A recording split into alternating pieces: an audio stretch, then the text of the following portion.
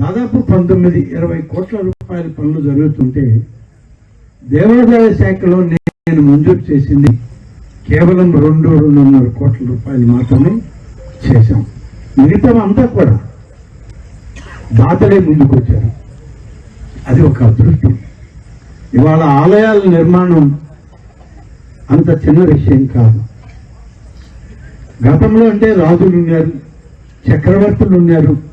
వాళ్ళు ఆలయాలు నిర్మాణం చేస్తే వాళ్ళ సంపదలో కొంత సంపదను ఖర్చు పెట్టేవాళ్ళు. కానీ ఇవాళ సామాన్య జనం దగ్గర అంత సంపద లేదు. మన దేశంలో కొద్దిమంది మాత్రమే సంపదని సృష్టించుకోగలుగుతున్నారు, సంపాదించుకోగలుగుతున్నారు.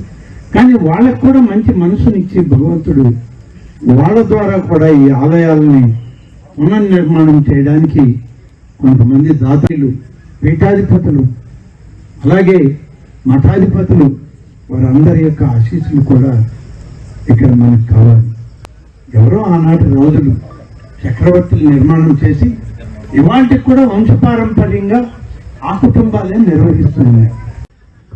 నేను మంత్రిగా, కృష్ణారెడ్డి గారు శాసనసభ్యుడిగా వచ్చాక ధూపదీప నైవేద్యాల కింద ఈ నియోజకవర్గంలో 73 ఆలయాల్లో ప్రతి నెల 10,000 రూపాయలు ఆ యొక్క పూజ కైంకర్యాలు చేసే వ్యక్తికి బ్యాంక్ అకౌంట్లో డబ్బులు వేసే కార్యక్రమం మొదలు పెట్టాం.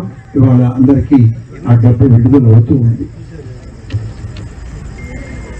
కామన్ గుడ్ ఫండ్ కమిటీ నుంచి ఇప్పుడు దాదాపు 2 కోట్ల రూపాయలు పనులు మొదలుపెట్టి చేయడం జరుగుతుంది. ఇంకా కొన్ని పనులు మొదలు పెడుతున్నాం.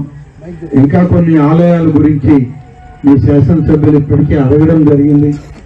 కావలి పట్టణంలో కూడా కొన్ని ఆలయాల గురించి ప్రస్తావన చేశారు.